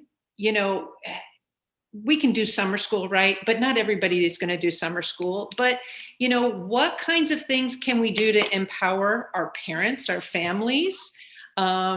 Because we all know we currently have the school year that has a 3-month gap. And there's some talk at the state level of modifying that to a different type of school year, right? So, what are people doing now with their summers? What was your last summer like, right? Because everybody was doing COVID. So maybe we need to have some conversations about what is learning loss like for your individual student at home, and how can we support? Maybe there are different things that we can recommend to families or have for supplies. Let's have that conversation. Let's start having that conversation now, because we are still staying on this late August, early September to June timeframe. So we have a big gap coming up. So let's start having those conversations now about how we can support students over the summer, including their families, to help with that learning loss that everybody's feeling. Let's be leaders in that. And I know the state legislators brought it up at our legislative session meeting on Thursday. Senator Wellman, who's the senator in charge of the education committee, the early childhood education and committee, she brought it up, loss of learning and looking for creative ways. So I hope that our district can tackle that and start looking at that now as summer approaches. So let's think about what we can do that's not, because I think our staff has really busted their hump this year. I mean, I think we all agree that they've had to shift and do lots of different new and challenging things over the course of the last 12 months. So, let's add that to our plate, that we can tackle some of these loss of learning concerns over summer. How can we support students? My only hesitation with that, Michelle, is the whole equity piece. Because not everybody has a parent at home that can support with that loss of learning, the materials. We can all pick up the materials from school, but what the home environment, our communities made up by migrant farm workers or farm workers in general. So that would be my concern in regards to that idea. But I'm glad you're bringing that up now, Maria, because that's the kind of thinking we need to be thinking about. What about the kids who don't have families? What about kids who are homeless? What about kids who are, with migrant families that might be moving around? So I think all those pieces we do need to be considering absolutely for equity. And, but I think, we're not going to just throw our hands up and say, well, loss of learning, but let's get on it and let's think about how we can do this in a way that supports all students, not just the ones with parents who can sit down and help their kids over the summer. Okay, I'd like to make a suggestion. Thank you, everybody, for contributing so authentically to that great conversation. So our next meeting on the 16th at 1 o'clock is scheduled to be another restart meeting. So I'm going to ask that we, no, Everybody's shaking their head. Oh, we're doing you're right. Strategic planning. We're doing the strategic planning. And we said we were going to potentially add on a time. Well, whatever it is, we'll talk about that offline. Halloween weekend. Okay, so let's pick up this loss of learning conversation at that meeting, if we might. This was a really great conversation tonight, and we did reorder our agenda. So I'm going to remind you that we've got to go back up now, and we've got some more things to accomplish. And then we have an executive session. So I think an election results to look at in about 45 minutes. So we've got a lot to do tonight. So if we could move on and move back to the dual language program review, that would be great. All right. Thank you, board. Great conversation. I appreciate it. Mike and Stacy and Nadia Bush are with us tonight to give you a overview of the process that we're going to be using to engage in a conversation around our dual language program within our district, current and then future realities. But I want to hand it off to Mike to kick us off. Mike? Yeah, thanks, Paul. Thank you, everyone, for having us here tonight. So as Paul mentioned, Stacy and Nadia and I are going to be talking about our vision for a comprehensive dual language program review that would be very involved with our community and our stakeholders. And we are fortunate that we have the one and only Nadia Bush here, whose depth of expertise and passion around this work is truly a gift to our district. So Nadia, I'm going to pass it over to you for the next few slides. Yeah, thanks, Mike. That's nice of you. Good evening. Hello, school board directors. We are in Wenatchee, and we here in the region have the only dual language program around here. So we are proud of it. It's something to celebrate. And so dual language is Wenatchee School District baby. And we had this baby. It was born 17 years ago already, to a loving and caring family of Lewis and Clark, paras, teachers, specialists, and our 2018 Principal of the Year in the nation, Mr. Lopez. So the goal of dual language program is three-pronged. It's like three pillars. We want kids to attain English proficiency as fast as they can. Then we want them to be academically fluent in the grade level. And then the third pillar is we want them to be socially, culturally competent. And so back then, our goal was to teach English learners. We call them evolution of labels in education, always changing. So ESL students, then we call them ELL students. Now we call them EL students. And a new term coming up for you to probably relearn. That's what adult learning is about, is relearning. So it's multilingual learners. And so with the evolution of in the past 17 years, we have the model of sequential biliteracy when the students who were Hispanic and strong in Spanish, they were exposed to Spanish and then English to English.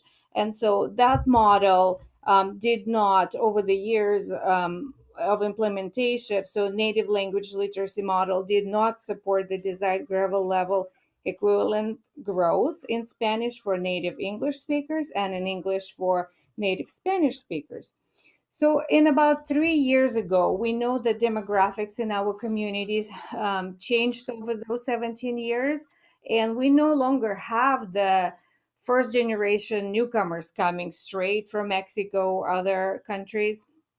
We do have kids now who are born in Wenatchee, whose parents went to our schools. So there are second or third generation students exposed to both languages. So they're emerging bilinguals from birth.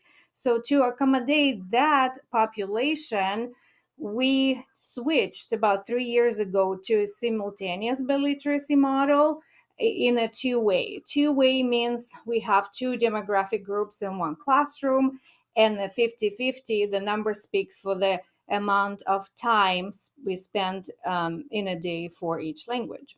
So we currently have a two-way 50-50 model in Lewis and Clark that is those kids are going to foothills, and besides that, we have 3 elementaries in a, we don't call it dual language program, we call it early exit, but they are under the umbrella of bilingual programs when we stop teaching them Spanish in 2nd grade. And so what, and those 3 schools I mentioned you, Lincoln and Newberry. So what we have over 17 years, we had some celebrations. We don't want to discount that. But we also had some growing pains and bumps and bruises along the way. And so all those years, you guys, the board, supported the dual language program, and thank you for that. And so we're, this baby is now 17 years old. So we're deciding what does, it's not grown up yet. So what do?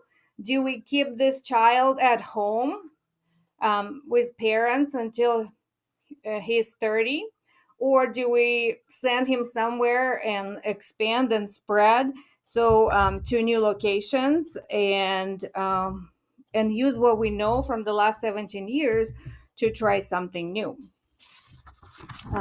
So why we talk about dual language program? So in the last 90 minutes, we heard citizen comments, we heard your discussions about the learning loss. And so we know this is the year of chaos and remarkable complexity of how we teach in this pandemic environment.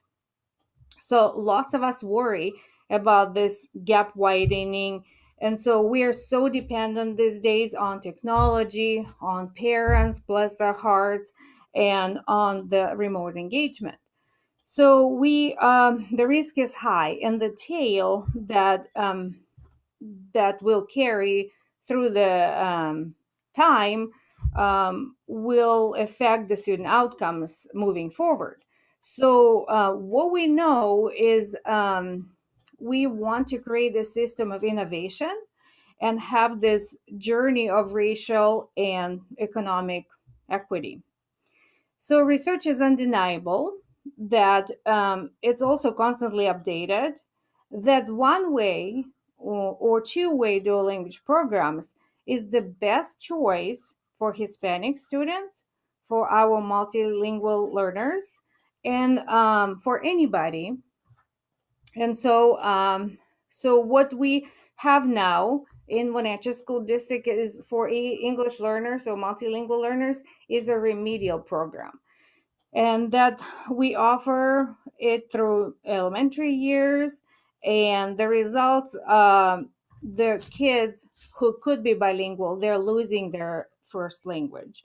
They're not speaking Spanish. And so that's a subtractive model. We don't want that to happen, because we know if you're bilingual, it's very good for all different reasons, cognitive, economic, and others. So, dual language program, or you might heard the term immersion. It's synonymous, it's the same label. So we call it dual language here. It started back in the 60s in Texas as a program for privileged and wealthy kids. So, and we want to, and our superintendent, Chris Raigdahl in Washington State, his vision, as it's linked here in this slide, OSBI announcement, that from preschool to 12th grade, by 2030, each child should have opportunity and access to dual language programs. Because Washington is state that does a lot of international trading, and so we need a workforce who speaks various languages. For us, it's Spanish. So we of course, we never want to discount what we've done in the past here in the district. which is largely a pull-out model, but it's just simply not enough, in my opinion. And what we do in elementary with that pull-out, it's comparable to 7 other models, like early exit we have and pull-out, but it tails off by middle school. So it's important to continue through secondary grades to see the real effects of it. And so that's sustaining student development and exposure to it in that dual language one-way or two-way model, because it serves as a nexus between their achievement and the justice, the opportunities for them that we create. So we're constantly talking and hearing and reading about this, the interventions. But we are functioning often at the state level, at the national level, as a cycle of late cycle of intervention. So what can we do to make the credits up? What can we do to catch up on graduation? So, but if we start early in preschool or kindergarten with dual language, the idea is that we don't have to worry about that. It'll take care of itself. So we want to transform that system of privilege and morph it into a system of opportunities for our students. And we know that this work will not come without the cost, and nothing is. And so we, in this slide, we're demonstrating where we are, investing into with our dual language grant or bilingual or basic ed dollars. So right now we are doing supporting the bilingual teachers with reading science for Spanish literacy. All the teachers are participating in Spanish language pedagogy book study with the author Jill Mora, who wrote the new Common Core Standards in Spanish. We also need to learn the WIDA standards. We, as Washington State, joined consortium in October this year for English language development standards and Spanish language development standards. So it's something new that we need to learn and start utilizing. That have some proficiency levels that are different than what we used to have in ALPA, the annual test. And then we are also partnering with principals on improving what we do daily. Then we have monthly PLC meetings with bilingual teachers. So trying to constantly think of what are the challenges and address them, and what are the solutions collectively we can come up with. And then at the national level, we are working with Center for Teaching for Biliteracy and Dual Language Education in Mexico to train teachers on how to use that model better, because it's fairly new. It started like 3 years ago, and so that work is being done, and we try to be consistent and supportive of all our staff who is working with students in dual language program or early exit programs.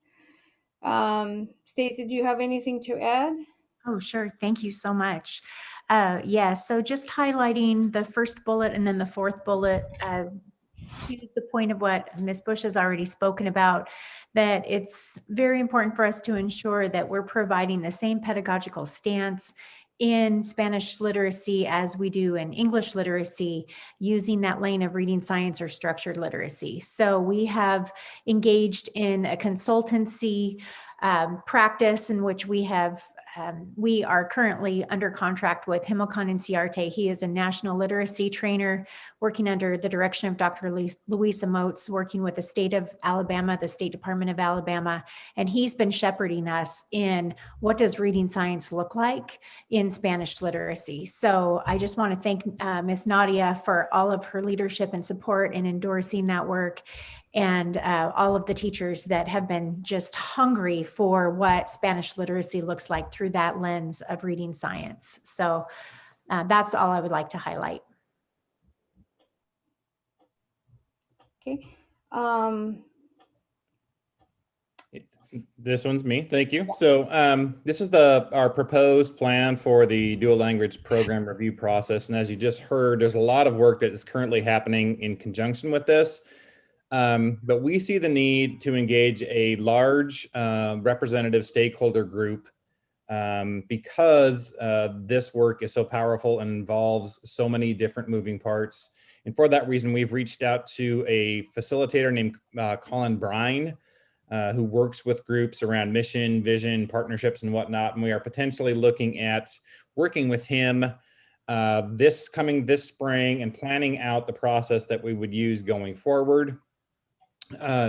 Nadia and Stacy and I, with the help of our principals and our cabinet and input obviously from the school board, would work on forming the stakeholder advisory group in August, and then begin the work of collaborating with that group in earnest beginning in September of next year, utilizing self-assessments, some of the research around guiding principles of dual language education, the in-depth data review. There it is. Thank you, Nadia. In-depth data review, stakeholder feedback, various ways of getting stakeholder feedback, surveys being one of them, with the intention of drafting a recommendation of a plan to be presented to the board in April of next year, and then begin full implementation of that plan going forward. And then obviously using a continuous improvement process ongoing to make continuous work and growth in this area something that happens continuously. That being said, this is a fairly lengthy time frame, but that is not to say that we can't address more urgent needs in much the same way that Stacy and Nadia have been doing on the literacy side of things.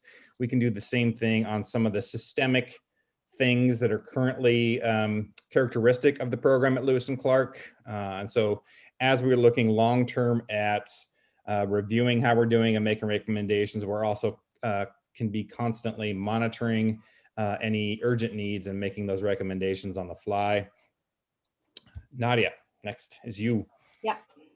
So as we look at the different moving parts of the system, such as curriculum, instruction, quality of professional development, staffing, and others, accountability and data and assessments, we know, what categories we need to look at, such as transportation, choice, communication, parent education, various things that we have our celebrations. We know we're aware of our challenges.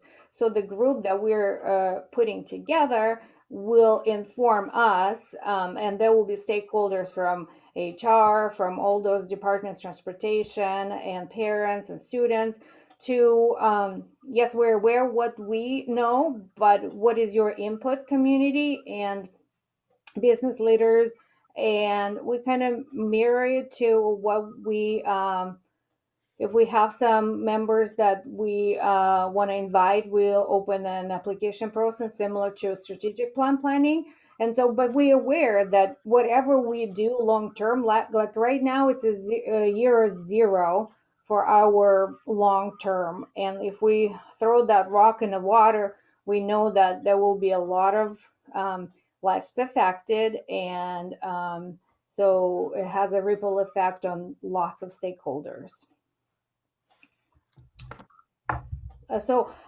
Thanks, spasiba, gracias for your attention. If you have questions, I will be happy to answer them. Thank you, Nadia. Are there questions from the board? I had a question. Your one of your previous slides had the timeline. Was there so you have stakeholder surveys, is that community wide, or is that folks who are already in the program, or I would say the answer to that, Michelle, would be both. I mean, we haven't created the surveys yet. That would be some of the work, quite frankly, that the stakeholder group itself would work on. We do not want to come to the table with a bunch of pre-imagined recommendations. We really want this to be a collaborative effort with all stakeholders. So, but that would be that stakeholder survey, as I mentioned, would be that would look multifaceted and involve various strategies for getting people's voices heard. Great, thank you. I'd like to key off something that Nadia said. You commented on how the students are changing and more they're second generation students from Spanish-speaking families. And so I think the fact that you've got a plan to have a very broad stakeholder group is really important, because I think one of the fundamental questions is, I hate to put it in education, but what is the market for bilingual education under these changing circumstances? I think it's much more than just literacy. And if you look at, I think that when the Superintendent of Public Instruction is talking about that, bilingual is being linked with multicultural. In other words, you're not just learning another language and how to translate and speak it. You're learning how different cultures think and act around the world, and you're creating more of a global citizen or a regional citizen in your own culture. And these are very wide and diverse things that can be very different according to where your students are, where your parents are, what your local community is. So I guess what I would say is more of a comment. I think that stakeholder is really great. I think you're wise to open it up and be asking yourselves of what should we do, and which part of the district actually wants to do what. You may not like the answers in some cases. And so I thank you for putting this plan into process. I think it's a good one. Thank you, Martin. To the point of like brain research, one of you spoke today, and you know, Maria had a child in dual language program, probably your kids' friends. So I would like to invite you to get up and stretch, and I will demonstrate the bilingual brain research to you. So why don't we do that? So let's stand up, stretch, and join me for a chant. I'm going to chant to explain to you what bilingual people can do and what our teachers are doing in a classroom, in dual language classrooms. So the first line will be repeating. And for brain research, it's important to add gestures and total physical response, so it's internalized in our brain and we remember more words better. So the tune is or if you're bilingual. So join me and do what I do. Or if you are bilingual, or if you're bilingual, that's what you do. If you are bilingual, your brain is very active. It's flexible in changing. So if you are bilingual, if you're bilingual, your brain grows and grows. Or if you're bilingual, or if you're bilingual, the things you should know. You are stronger in thinking skills and math problem solving. Or if you're bilingual, you have abstract thoughts. Or if you are bilingual, or if you are bilingual, there are things you should know. You make strong connections with family and cultures. Or if you are bilingual, cell skills are strong. Or if you are bilingual, or if you are bilingual, there are things you should know. You have more opportunities and you earn higher wages. Or if you are bilingual, your skills worth of being. Or if you are bilingual, or if you are bilingual, you're healthy when you get older. Or when you're bilingual, you're lucky indeed. There are a lot of benefits, long-term benefits for our kids, like I said, physically, economically, cognitively. We just want to make what we have better. That baby that was born here 17 years ago, those people who will be involved into work will make recommendations and will be strategic in various aspects of this. Ladies and gentlemen, the one, the only, Nadia Bush brings dancing, singing, and many other things to the table. But always a smile that our Nadia Bush. Well, everything I loved. I don't like the analogy of the baby. Let's just be realized. Not sold on the baby analogy right now. And another comparison, when we bring perspective from the community, we have immigrants here. The immigrants make our economy strong here, right? So there was a slide on our presentation with a map of Russia, which has 11 time zones. It's the first biggest country in the world. So no matter where you are on the east side or west side, everybody is exposed to at least 3 languages from first year of school. So for me, it's a nonsense that we even talk about it, because it's very normal thing where I'm from. So if you live in a region with the predominant certain ethnic group, on the map they're in different colors. So you learn that native language, plus you learn Russian, plus you learn a European language, and then in 5th grade you're learning a second European language or Chinese. I just, my 2 cents. This is really exciting. This is, I think, like Nadia said, building on what's already there. I think this is probably the first time it's been done in many, many, many years. It's evolving. So this is just really exciting for the district. I hope there's a progression through the middle school. I know it kind of died. It's slowly fading. So this is exciting for the middle school level as well, and into the high school, to the native speaker part. I experienced dual language in California growing up, but I also experienced a lot of other things that didn't allow for that continuation. And so as a student in college, I found myself taking a lot of writing courses because I can read it and I could speak it fluently, but when it came down to the grammar of it, and all the things you need to be not a gnosis, to dominate both languages. It was hard. It was hard. And I wish I would have had that because Spanish 3 is not the same as Spanish for native speakers. So, I hope to see the progression of it into what we really called by literacy. It's not just K5. It's a continuation into the upper grades. So I'm really excited. I'm kind of sad that this is, a little 3, 4 years, 5 years, a little late, but yes, no, I'm very excited, and all the great things and the benefits that come with it. So, well, thank you for your support. Good work, Nadia and team. Yeah, we're proud of our human capital. Like this chant that we just chanted together, our GLAD trainers, Terry Govey and Kathy Anderson, wrote for our preschool GLAD training. That's another thing that you guys are supporting.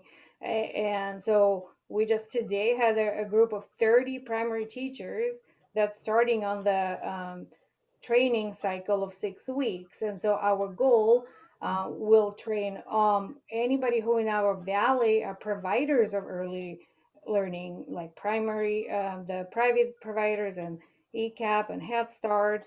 And, hopefully we will do dual language in the preschools. Great. Thanks, everybody. So moving forward, right, to our next agenda item, which is our policy review of policies first read. Yeah, so tonight, board, there are 4 policies that Michelle and Maria are bringing forward as the board committee. The first one is data sharing with local tribes, and is making sure that we're able to extend that data to our local tribes and making those connections so they the local tribes have the necessary information without having to go through multiple hoops. Michelle, Maria? I don't think I have any further comments on that. It was pretty cut and dried, I believe. Sounds good. The next one is 6220, bid or request for proposal requirements. The state is upping the allowance for those what they call micro purchases without seeking bids. So this is under, again, OSPI guidelines, but just allowing us to do that bidding without the bidding at that set level. Yeah, this is helpful for our administrators who are familiar with what they need to do for contracts. So I think this language will be helpful. 3413, student immunization and life-threatening health conditions. This one, some pretty significant changes. The changes have three major focus. The first, revise the rules requiring medically verified immunization records for school and childcare entry. We've implemented much of that law in a hybrid situation or in an online situation when we first started, but those are, we're following those pieces. The clarifying of the meaning of conditional status and how to implement it. And lastly, the changes to different shots that are given from tetanus, diphtheria, the Tdap, those immunizations from 7th through 12th grades. So a lot of information within 3413. Michelle or Maria, anything on that one? And there's no COVID on there. No. So no COVID vaccines. And then the last one, rental or lease of district real property. Lease or rental of surplus property of school districts. The revisions add a recapture clause to the lease or rental of a district surplus property. Additionally, the revisions add an exemption to the prohibition of weapons on district property. So again, if we owned a piece of land or a piece of land, there would be a prohibition against having any weapons on the premise. We're on our way of moving out of the rental business. So yes. And we felt, I don't want to speak for Michelle, but we felt that we wanted to keep it consistent if, you know, the no weapons on school property, and it goes into our rentals as well. Yep. No, you're right, Maria. I think it makes sense to have a policy that covers all our properties. So thank you. So pretty straightforward policies, if I could say that, for the board to give any feedback or to move it on to second reading at the next board meeting. Well, this is just a qualification. As of last year's audit, we were not a low-risk school district. We're coming up for another cycle. Is that likely to change? I would have to have Jeanette jump in for that one. We can find out about that. Yeah. Yeah, and I'm not sure if she knows it off the top of her head, but we'll get back to you on that piece. Yeah. Okay. Glad we are continuing towards moving to be out of the rental business. Yes. School district isn't in our mission to be in the rental business. We're here to educate kids, not do real estate. Okay, so moving on to the next portion of our agenda. Before our executive session, we have board communication. And Michelle, were you going to talk about Ledge Committee? Yeah, so I wanted to give a legislative update. First of all, you all should have gotten a forwarded email that I sent out to Paul and Kim. There are two separate items. One is a legislative conference that is open to folks not this Sunday, but next Sunday. It's an online conference from 1 to 5 p.m. There is a cost involved. There will also be, and this is separate, but there is a related week on the Hill in March. And I didn't bring those exact dates, but I can inform you at the next meeting what those dates are. So Week on the Hill this year is remote, so we will not be traveling to Olympia, but just keep that in mind for March.